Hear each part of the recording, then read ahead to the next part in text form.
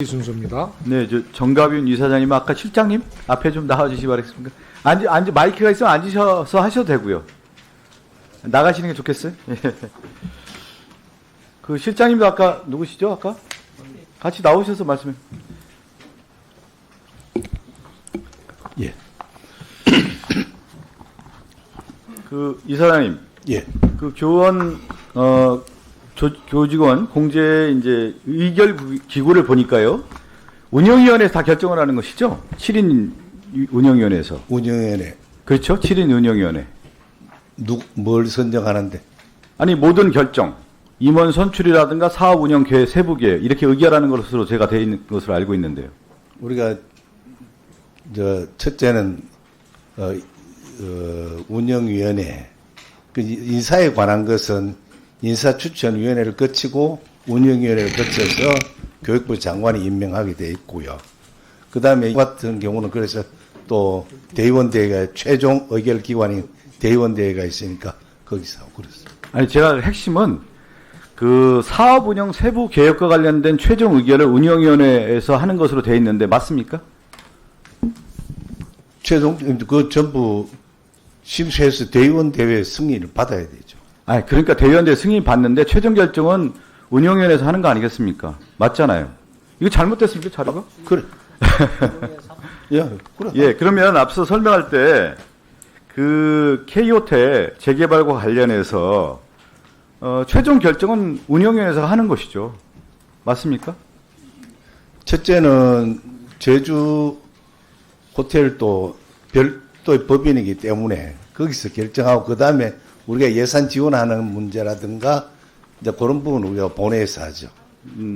그러면 여기 이제 추천안 보면은 임원에 교육부 장관이 지명하는 3명이 운영위원회 이사로 들어가는 거 아니겠습니까? 예, 맞죠? 구성이, 예. 그러면 교육부 장관 3명이면 교육부 장관과 공제의 의사 결정이 이런 사업 계획의 승인에 막강한 영향을 미친다. 이렇게 해석이 되는 거 아니겠어요? 제가 볼 때는 그런데. 대의원회에서 추천하는 3명이 있고요. 그 다음에 이제 제가 들어가게 되고 7명. 오늘 이제 정호로 의원님이 질의한 내용을 보면 K호텔 재개발과 관련해서 교육부와 공제가 실질적으로 영향을 미칠 수 있는 핵심적인 의사결정이 있고, 그렇다 보니까 심사위원 추천권 행사할 수 있다라고 하는 것이 정의로 위원의 핵심인 거예요. 근데 제가 한번 다시 질의를 드리면 K호텔과 관련해서 재개발 관련해서 운용사가 결정이 되지 않았습니까? 그렇죠? 예. 운용사가 이지스로 운용사가 결정이 된 거 아니에요? 제주는 또 다른 회사죠. 아니, 어쨌든 K호텔과 관련해서 운용사가 네, 결정이 K호텔. 됐는데 지금 보면 가장 핵심에 운용사와 설계사가 세트로 들어오지 않습니까? 아까 그 이사장님도 그렇게 얘기하시던데? 제가 다시 한번 말씀드린데요. 예. 우리 특히 정의로 의원님 그러니까 질의와 제가 같이 하나 요것만 설명을 딱 드려보세요. 운용사와 설계사가 있는데 운용사와 설계사가 운용사가 결정이 되면 설계사도 같이 들어오는 것인지, 운용사가 결정이 됐는데 다시 설계사를 다시 설정할 수 있는 것인지, 그런 의사결정 구조는 누가 결정하는 것인지 한번 얘기해 줘 보세요. 첫째, 각 응모한 5개 업체가 건축 설계 사무소하고 매칭으로 들어옵니다. 매칭으로. 네. 그래 들어와서 거기서 2개 업체는 탈락할 거 3개 업체 있는데, 이제 그 3개 업체 중에 이지스 자산이 선택이 됐고, 그 이지스 자산이 매칭으로 들어온 건축 설계 사무소가 제안한 그 도면이 때로는 안 맞을 수도 있겠죠. 때로는 이제 그러한 부분을 그것도 심사위원회가 별도로 있습니다. 그건 교육부가 아무 관련 없습니다. 제가 우리 공제 회원들 직원들에게 이 공제의 역사상 가장 큰 사업입니다. 네네. 약간 전체적으로 한 7, 8조 원 사업이 됩니다. 이러한 거기 때문에 내가 할 수 있는 것은 외풍을 막아주는 것이다. 일체 제가 여기서 보니까 누가 한번 전화도 오고 막 합디다. 예, 제가 핵심을 좀 전해드리면, 운용사는 이지스 자산 운영이 됐는데 거기에 설계사가 해안종합건축사무소와 같이 들어와 있단 말이에요. 예. 근데 지금 핵심은 뭐냐면 여기에 자산운용사가 선택이 되면서 히림 종합건축소는 탈락이 되는 것이죠. 예. 맞습니까? 제가 그까지는 탈락이 되는 거죠. 왜 그러냐면 코람코 네. 자산 신탁이 떨어지면서 히림 종합건축사무소는 자연 탈락이 되는 건데 지금 보니까 설계사를 다시 일반 공모를 하면서 히림이 들어올 수 있는 여지를 남겨놓은 거예요. 그 부분은 그게 핵심인 거예요. 네, 그 부분 제가 잠깐 설명드려도 되겠습니까? 그러니까 설계사무소가 처음에 저희한테 운용사가 제안할 때 대략적인 그림을 그려야 하기 때문에 컨소시엄으로 들어와서 운용사 선정이 됩니다. 그러고 나면 서울시하고 사전 협상을 하기 위한 제대로 된 또 설계가 필요하거든요. 이 부분을 위해서는 설계사무소를 다시 선정하게 되어 있고 그 과정에서 이지스 자산운용 측에서는 시간을 단축하고 하기 위해서 이해도가 높은 컨소시엄으로 들어왔던 5개 업체를 지명해서 진행하자라는 의견을 줬고요.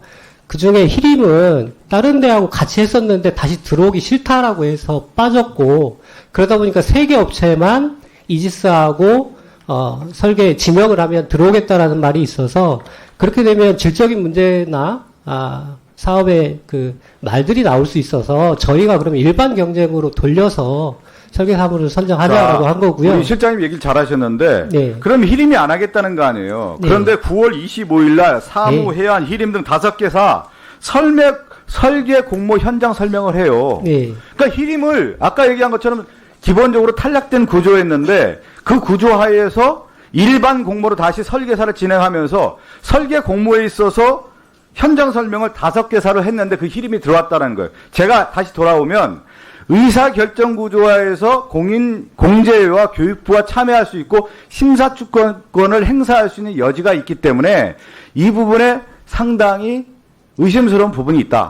이거를 오후 제가 우리 정호로 의원님도 그렇고 저도 질의할 테니까 이걸 명확하게 설명을 해주세요. 근데 의원님 생각해 보시면 히림이 5개 업체를 지명하면 당연히 자기가 5개 업체 중에 경쟁하면 되는데 일반 경쟁으로 풀리면 오히려 불리한 상황이 되거든요. 그런데 이게 일반 경쟁으로 바꾼 게 히림한테 유리하게 바뀌었다라는 거는 아니 그렇지가 않죠. 제가 지금 자산운용사 진영할 때 해우라고 하는 것은 같이 세트로 들어왔는데 예. 여기서 탈락한 거 아니겠어요. 탈락을 했는데 다시 일반 공모로 전환을 하면서 히림이 다시 들어왔다는 기회를 다시 제공했다라는 것을 볼 수가 있는 거기 때문에 그걸 모르겠어요. 그 공제에서 실장님이 바라본 시각하고 국회에서 의원으로서 바라본 시각이 전혀 다르기 때문에 그 부분을 해명해서 설명해달라는 얘기예요.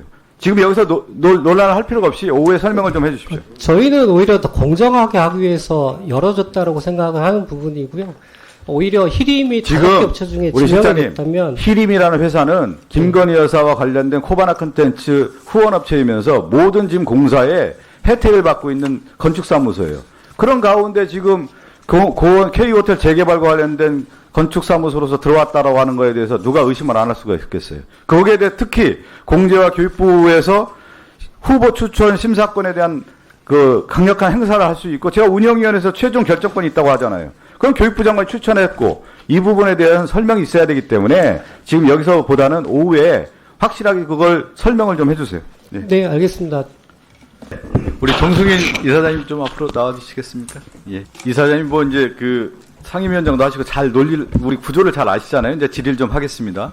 아까 설명하신 걸 보면 제가 핵심 포인트만 좀 저희가 정리를 해드리면 K호텔과 관련해서 컨소시엄 5개가 경쟁을 해요. 근데 5개 경쟁에서 이지스 운용사가 선정이 됩니다. 그런데 여기 특징 중에 하나가 뭐냐면 컨소시엄을 구성할 때 설계 건축사무소도 이제 같이 들어가게 되는 거예요. 근데 이지스는 누구랑 같이 했냐면 해안이라고 하는 건축사무소가 된 겁니다. 그러니까 이지스 자산운용사가 되니까 당연히 해안이라고 하는 건축사무소가 설계를 할 것으로 생각을 해요. 그렇지 않겠습니까? 그런데 다시 여기서 어떻게 하냐면 설계사를 5개를 공모 지정을 해요. 5개를. 근데 그 5개가 뭐냐면 그 전에 컨소시엄 구성했던 설계 건축소 5개가 다 들어갑니다. 근데 희한하게도 히림이 안 하겠다라고 해요. 히림 건축사무소가.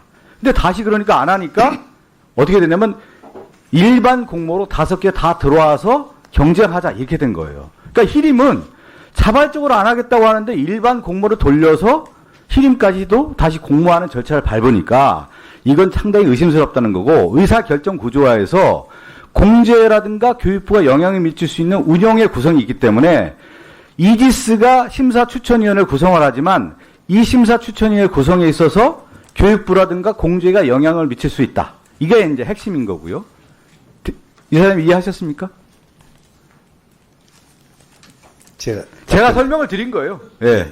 그리고 제가 더 마지막 하나 더 말씀드리면 히림은 도대체 어떤 건축사무소냐면 용산 대통령실 리모델링 공사 있잖아요. 이거 다 하고 이번에 지금 산자위에서도 마찬가지지만 공항 건축 설계 최종 선정, 그다음에 가덕도 신공항 설계 공모 당선 이거 싹쓸이 하는 회사예요. 근데 김건희 여사와 워낙 가까운 회사다 이렇게 알려져 있기 때문에 저는 그럴 리는 없겠지만 이 부분에 대해서도 오랫동안 정치 경력이 있는 정승인 이사장님이 한번 짚어보시기 바라겠다라는 말씀 전해드립니다. 우선 제가 히림이란 용어도 지금 올 여기 와서 처음 들었습니다. 예, 예. 또 알 필요도 없고 저는 그 절차를 공정하게만 하면 되는 거고 그 저 히림뿐만 아니고 사무도 포기를 했고요. 그래서 저 공개 경쟁 입찰에 붙이는 것은 히림과 사무가 빠진 나머지 정말 여기서 설계업체를 선정해야 서울시하고 설계 서로 협의해가지고 또 그거 끝나고 나면 그 다음에 이제 이 우리나라뿐이 아니고 세계적인 설계 공모를 합니다. 또 그런 역할을 하기 때문에 아주 그냥 간단하게 좀 미안하지만 걱정해 주시는 거는 네. 제가 충분히 좋습니다만은 제가 있는 동안에는 그런 우려가 정말 기우다는 것을 반드시 제가 보여드릴 테니까 여야 의원님들 걱정하지 마시고요. 우리 공제의 역사상 말이 글지 7, 8조 되는 사업은 우리 주변에 별로 없습니다. 7, 8조 되는 사업. 그동안 이 돈은 선생님들이 그 여윳돈을 모은 돈이기 때문에 정말 소중하게 잘 관리하도록 할 테니까 맡겨주십시오. K호텔에서 히림 다시 안 듣도록 하겠습니다. 예. 네, 들어가 주십시오.